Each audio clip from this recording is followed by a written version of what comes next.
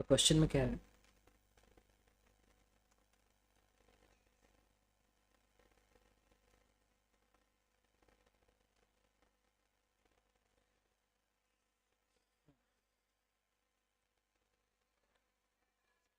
Question number 2।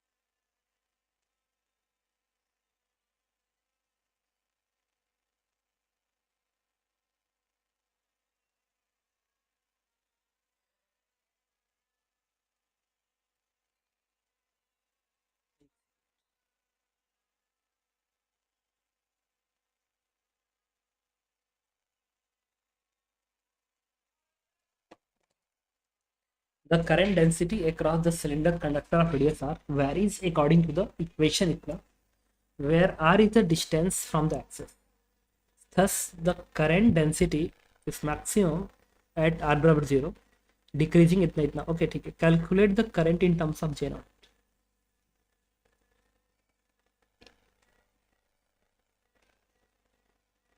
एक ही तो question, एक ही जैसा question. Calculate the current in terms of J0. Integrate कर दो. आर पे जाओ, एक डी आर का थिकनेस की स्ट्रिप ले लो. इस स्ट्रिप में जो करंट होगा that is D I is current density this one into ये छोटा सा डिफरेंशियल एरिया मल्टीप्लाई करो, आएगा 2πr इंटू डी आर. बस कर दो इसको इंटरप्रेट, जीरो से लेके कैपिटल आर तक. बस आंसर हो जाएगा पहले पार्ट का. पी पार्ट से क्या करेंगे, जो फंक्शन है उसके जगह पी रख दो, कर दो फिर सेम इंटरप्रिटेशन, आंसर हो जाएगा. इसके बाद क्वेश्चन नंबर 7 में कह रहा है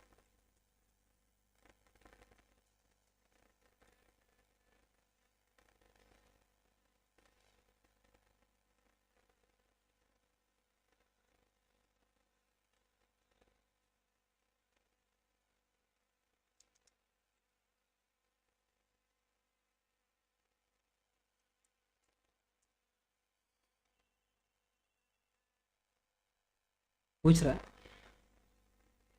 hemisphere network radius R is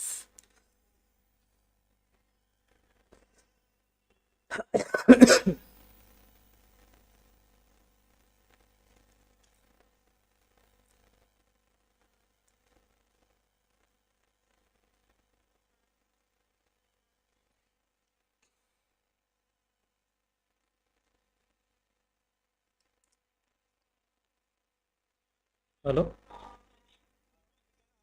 अच्छा ठीक, कब तक, कब तक? ठीक.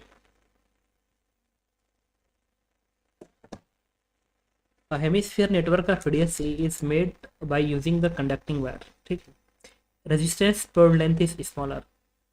Find the equivalent resistance across the OP. इसके अक्रॉस पूछ रहा ना इक्विवेलेंट रेजिस्टेंस. ठीक है. हम लोग क्या करेंगे ना, इसके बीच में एक बैटरी लगा दो, ऐसे डॉटेड लाइन से एक बैटरी लगा दो. अब ना इसमें पॉइंट ऑफ सिमेट्री चेक करेंगे. Point of symmetry, point of symmetry में क्या होता है कि नेगेटिव टर्मिनल से देखेंगे 1 1 की दूरी पे कितने, 1 1 मतलब एक एक रेजिस्टेंस के अंतर पे कितने पॉइंट्स हैं.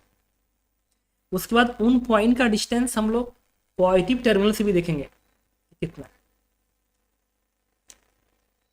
अगर 1 1 का डिस्टेंस निगेटिव से है तो सारे के सारे सिमेट्रिकल है निगेटिव रिस्पेक्ट में, और उनकी दूरी अगर पॉजिटिव से भी इक्वल है, वो 2 2 हो सकता है, 3 3 हो सकता है, 1 1 हो सकता है, बट वो आपस में इक्वल होना चाहिए. अगर हो गया तो मैं कहूँगा कि वो सारे के सारे पॉइंट पॉजिटिव के रिस्पेक्ट में भी सिमेट्रिकल में है, नेगेटिव के भी रिस्पेक्ट में सिमेट्रिकल में है.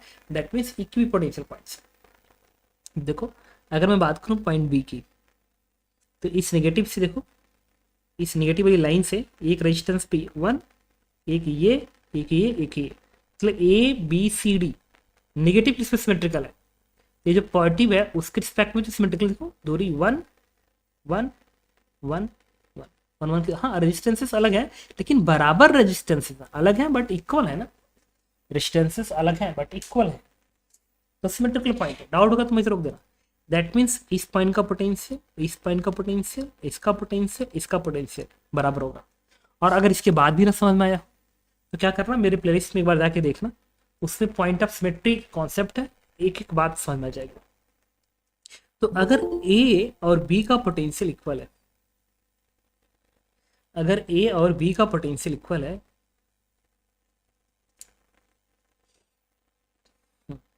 अगर ए और बी का पोटेंशियल इक्वल है तो उसके बीच का रेजिस्टेंस हटा दीजिए, हटा दीजिए। सिमिलरली बी और सी का पोटेंशियल इक्वल है,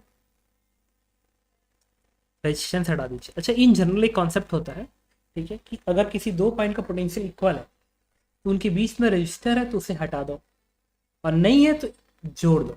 ये इन जनरल लाइन बोल रहा हूँ, क्योंकि एग्जामिनेट जो एग्जामिनर होता है वो अक्सर यही सोचता है कि रेजिस्टेंस देता है ताकि तुम हटा सको, और नहीं देता है ताकि तुम जोड़ सको। तो ये इन जनरल पॉइंट है, कहीं भी ऐसा लगे कि रेजिस्टेंसेज हैं उन दो पॉइंट के बीच में जिसके बीच में इनका पोटेंशियल इक्वल है, तो उनके बीच का रेजिस्टेंस निकाल दो, नहीं है तो जोड़ने का काम करो। देखो मैं हटा रहा हूँ क्योंकि रेजिस्टेंसेस है। अब देखो रेजिस्टेंस हट गए। अब तुम्हें क्लियर बात समझ में आ रही होगी कि ये रजिस्टर्स ये सीरीज में है, ये रजिस्टर ये सीरीज में है, ये रजिस्टर ये सीरीज में है, ये रजिस्टर ये सीरीज में है, और ये आपस में क्या है, पैरेलल है। आंसर दे देगा। अब रेजिस्टेंस कितना आएगा, देखो पर यूनिट लेंथ स्मॉल आर है एंड रेडियस इसका ए है, तो ये वाला रेजिस्टेंस कितना होगा, ये जो रेजिस्टेंस होगा that is a into r होगा, और ये लेंथ होता है पाई बाई टू ए, ये होगा पाई बाई टू इंस टू ए इंस टू आर, ये रेजिस्टेंस बन गया। ये आ गया दोनों सीरीज में, तो इक्विवेलेंट क्या आ गया, ए आर कॉमन आएगा 1 और यहाँ से पाई बाई टू। डाउट होगा तो मुझे रोक देना। ये बन गया इन दोनों का इक्विवेलेंस, और ये 1 ये 2 ये 3 ये 4 ये चारों पैरेलल है, तो 4 से डिवाइड कर।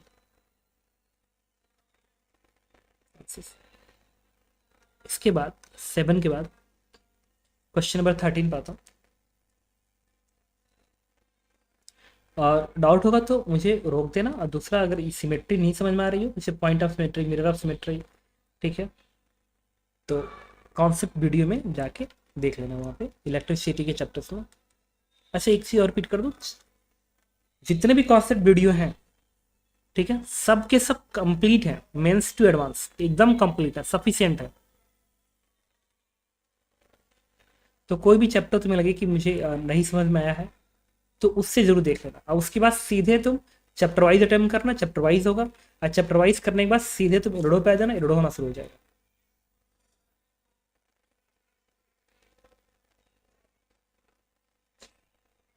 इसमें क्या है कि in the figure P Q, in the figure the PQ is a wire of uniform cross section and the resistance R0।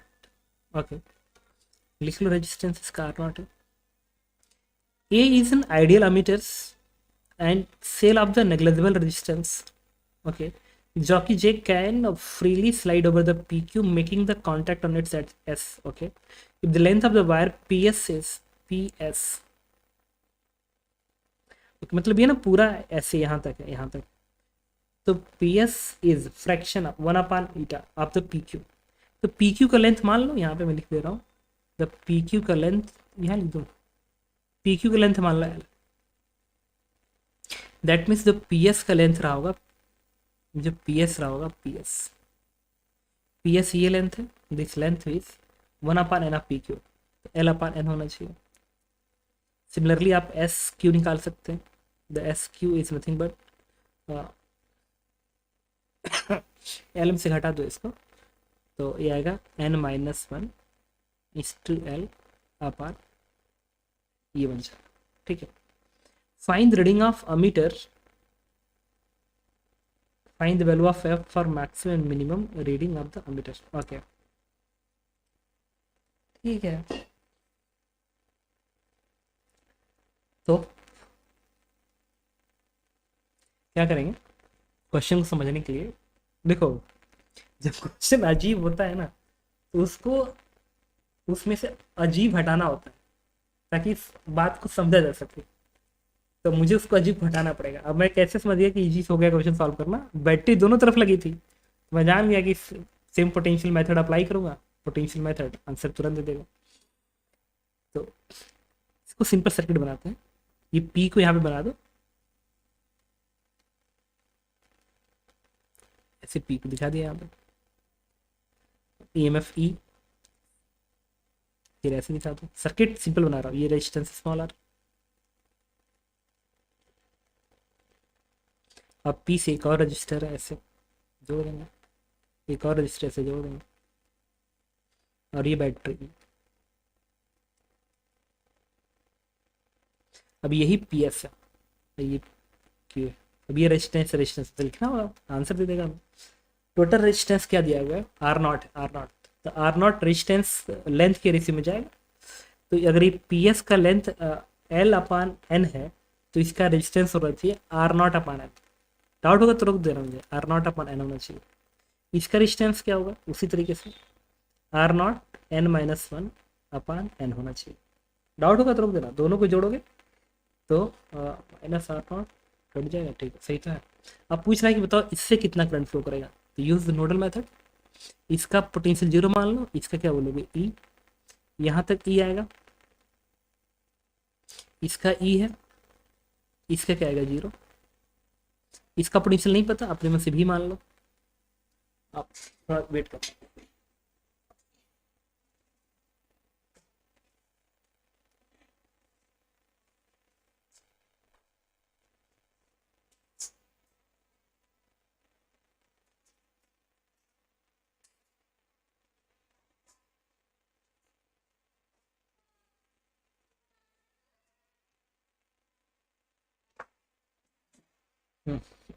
अब हम लोग क्या करेंगे, भी निकल गया तो करंट आ जाएगा, भी निकल करंट आ जाएगा।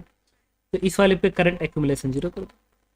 समझ गए बात को, इधर से कितना करंट फ्लो करेगा, zero minus B divide by ये वाला रेजिस्टेंस, प्लस इधर से कितना करंट फ्लो करेगा, तो zero minus B divide by ये वाला रेजिस्टेंस। इधर से कितना करंट फ्लो करेगा, तो E minus B divide by small and that is zero. इसको एक ही उन्होंने भी सॉल्व करोगे, भी आ जाएगा, भी आ गया, ये वाला करंट यही था। The answer is E minus B upon, बस यहां से आपको निकालना पड़ेगा भी की वैल्यू। इसके बाद क्वेश्चन नंबर 15, इसमें कह रहा है, और 15 का बी पार्ट अगर नहीं हुआ होगा तो मुझे मैसेज करना, ठीक है। डेल्टा स्टार कन्वर्जन है, मैं अलग से ग्रुप में सेंड कर दूँगा। ये नहीं है, तो इजी क्वेश्चन।